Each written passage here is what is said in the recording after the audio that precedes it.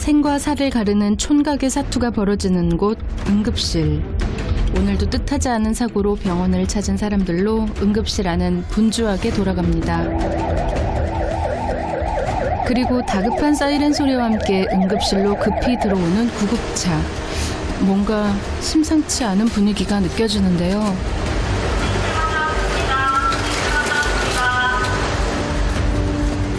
응급실 안으로 급히 들어온 환자는 70대 여자 환자.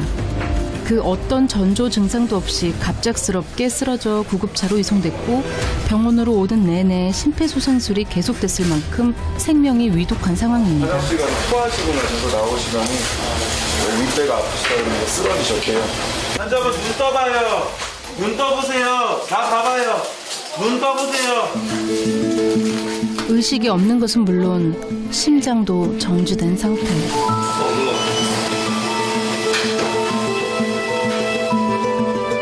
저녁 식사 도중 급성 심정지가 온 것인데요.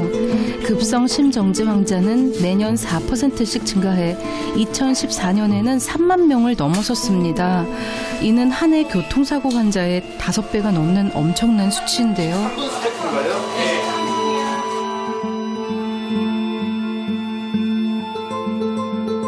어떻게든 환자를 소생시켜야 된다는 의사로서의 의무에서 이 간절함이 할머니의 심장을 다시 뛰게 할 수 있을까요?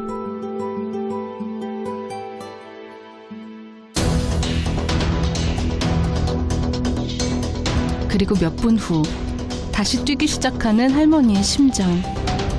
이내 숨이 돌아오고 생과 사의 아슬아슬했던 한 고비를 이렇게 간신히 넘겼습니다.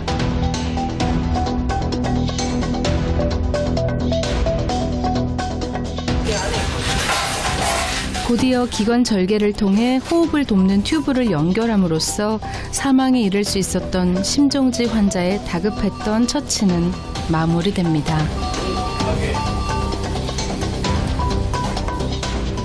그런데 이렇게 갑자기 할머니의 심장이 멈춘 이유는 무엇일까요? 심정지인데 그 원인이 아직까지 불명확해요. 근데 이제 아마도 이제 그 가슴 흉통 호소하면서 쓰러지시면서 심정지가 발생한 거라서 아마도 이제 심근경색으로 추정을 하고 있어요. 할머니의 소생을 간절히 기다리던 보호자의 마음도 타들어가고 처치를 마무리한 장재호 교수가 보호자를 만나러 갑니다. 심장은 돌아왔는데 그 의식 여부는 아직까지 알 수가 없어요. 근데 이제 우리가 희망을 거는 거는 소방 구급차가 와가지고 한 4분 만에 다시 심장이 돌아왔다는 거를 희망을 갖고 기다려보려고 해요. 갑자기 닥친 거라 너무 황당했어요. 자식된 입장에서 뭐 어디 지병이 있거나 그러면 모르겠는데 그런 것도 없다가 갑자기 당한 일이라. 이제 할머니는 집중치료센터로 옮겨져 경과를 지켜보는 일만 남았다고 하는데요. 통계적으로 생각을 했을 때는 사실은 심폐소생술을 해가지고 한 절반 이상은 한 번이라도 보통 심장이 돌아옵니다. 심장 박동이 돌아오지만 그게 유지가 되는 시간이 굉장히 짧고요. 그다음에 그 의식까지 다 회복이 돼가지고 이 심정지 이전 상태처럼 정상적인 생활을 할 수 있는 확률은 사실은 채 5%가 되지 않습니다. 그날 밤 집중치료센터에서 기적이 일어났습니다. 5%의 확률을 이겨내고 배복순 할머니가 의식을 회복한 것인데요. 두 아들을 알아보고 의사 표현을 할 정도로 할머니의 상태는 놀라울 만큼 호전된 모습입니다.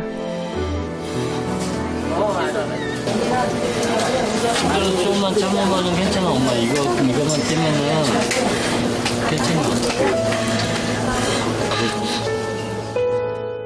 기적처럼 다시 찾은 귀한 삶.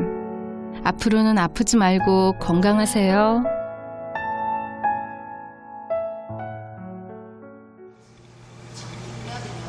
늦은 밤. 응급실로 중년의 남자 환자가 들어왔습니다. 병원으로 실려오는 내내 끊임없이 고통을 호소했다는 환자. 그에게 무슨 일이 있었던 걸까요? 지금 어디 하세요? 아파요 지금? 가슴이랑 팔. 가슴이랑 팔 쪽? 네, 알겠습니다. 네. 배는? 여기 애비장. 배는 별로 안 아프고? 이런 데 괜찮고? 네. 어디? 여기도 아파요? 네, 만지는데 느낌이 잘 나요 여기? 느낌? 고속도로 교통사고 환자고 아마 이제 쇄골 골절이랑 양쪽 손목 골절이 의심되고 나머지 복부나 흉곽 쪽은 뭐 찍어봐야 하지 않은데 골절과 동시에 장기 파열 등이 생겼을 가능성을 염두에 두고 초음파 검사가 이루어졌는데요. 곧이어 보다 정확한 상태를 확인하기 위해 CT 검사가 진행됩니다. 사고 당시 충격으로 상반신 여러 곳이 부러진 상태이기 때문에 더욱 신중한 관찰이 필요하다고 하는데요. 지금 여기 배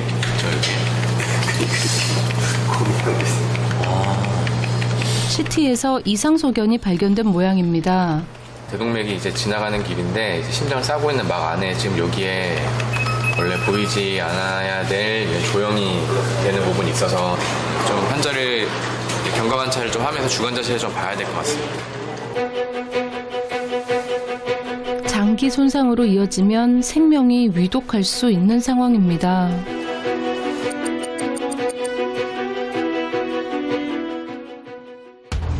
며칠 후 교통사고 환자의 부러진 팔을 고정시키기 위한 수술이 진행됐습니다.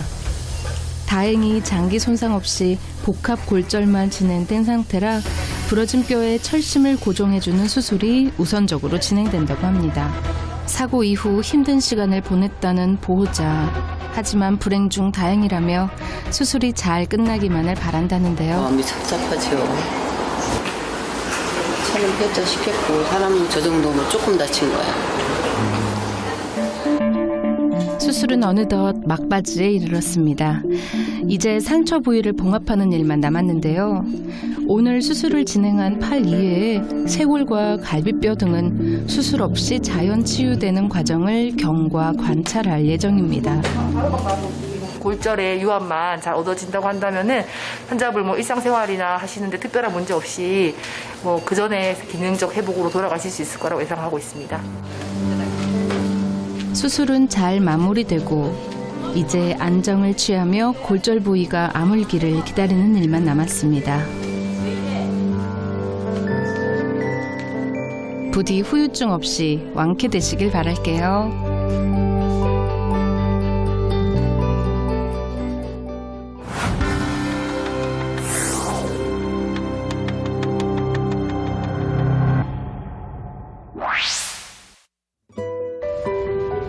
지난 30년간 단 한순간도 마주잡은 손을 놓지 않았습니다.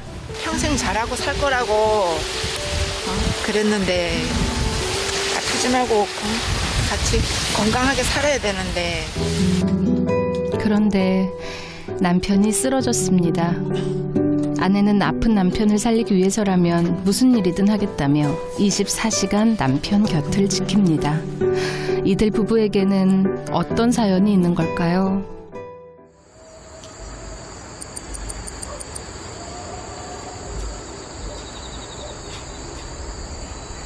밤은 깊어가지만 병원의 불빛은 좀처럼 꺼질 기미가 보이지 않습니다. 김태식 씨 역시 폐활량 운동을 하느라 밤이 깊어가는 줄도 모르는 것 같은데요. 안 돼. 안 된다. 너무 욕심 부리지 말고 천천히 해. 어이구 잘했네. 힘들어. 그만해. 앉아봐. 천천히 더 해. 말도 안 나지. 폐가 나빠서. 정확한 병명이 뭐예요? 폐암. 폐암이라고 얘기하시고 웃으시는 분은 처음인 것 같아요. 그래 웃으니까 좋다. 뭐 어찌됐든 간에. 뭐 운다고 잘 되겠나 뭐. 웃어야지. 이렇게 웃기까지 꽤 오랜 고통의 시간을 거쳤습니다. 처음 폐암 진단을 받았을 때의 충격이 아직도 잊혀지지 않는데요. 건강검진을 받고 둘이 같이 있는데 이게 다 폐암이니까 한쪽 폐를 다 잘라내야 된다고 이런 소리를 막 하더라고요. 친구가 얼마나 황당했으면 어떻게 사람을 대놓고 그런 말을 하느냐고 승질을 내면서네. 그래 그 양반이 또 뭐라고 답변을 하냐면 내가 지금 이 소리 행기 거짓말이 됐으면 좋겠다고. 거짓말 같은 시간이 흐르고 수술을 며칠 앞둔 김태식 씨. 병원에 입원하면서부터 남편의 곁은 항상 아내가 24시간 지키고 있다는데요. 오늘은 입맛이 없다는 남편에게 직접 쏜 호박죽을 챙겨주는 아내. 괜찮아요? 찹쌀도 내가 직접 갈아갖고. 이뿐만이 아닙니다. 아내가 직접 집에서 만들어 온 맛깔나는 김치며 밑반찬들이 병원식에 곁들여집니다. 아내의 정성이 통한 걸까요? 모처럼 남편이 밥 한 그릇을 뚝딱 비웁니다.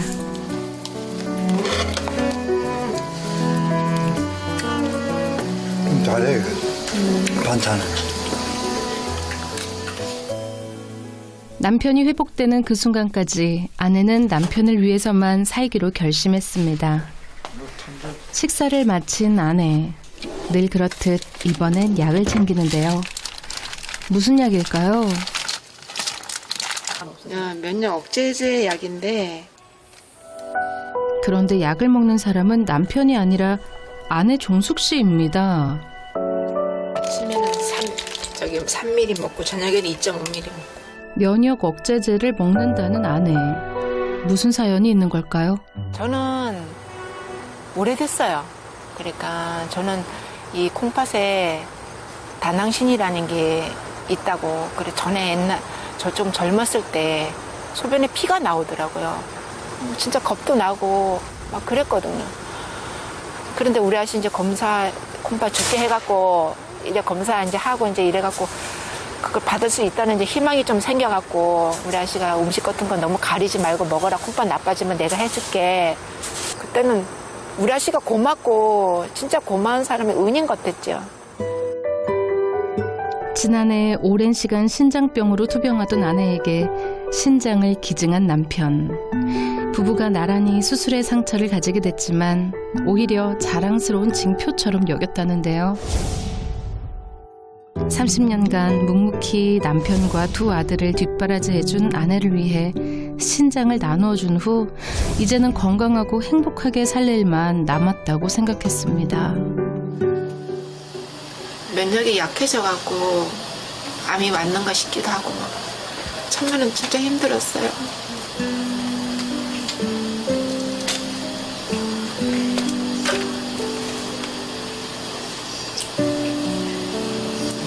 근데 꼭 제가 죄인 것이 느껴졌어요, 처음에는. 매일매일 아내를 괴롭히는 죄책감은 쉽게 떨쳐지지가 않습니다. 하지만 언제까지 눈물만 흘리고 있을 수만은 없는 일. 수술이 결정된 이후 아내는 무조건 남편을 살려야겠다, 건강하게 만들어야겠다는 생각만 하기로 했다는데요. 식구를 살리려고 콩밥까지 주고 이렇게 잘 살라고 참 가정에 행복하게 살라고 했는데 제가 또 이렇게 병이 들리고 나니까 식구도 편하지 몸도 안쪽까지 완쾌도 안 됐는데 식구는 한번 나빠지면 이제 뭐 다시 곤칠 수도 없고 거기서 뭐 다시 투석을 또 하는 식밖에 안 되니까. 아픈 남편 역시 늘 아내에 대한 걱정뿐입니다.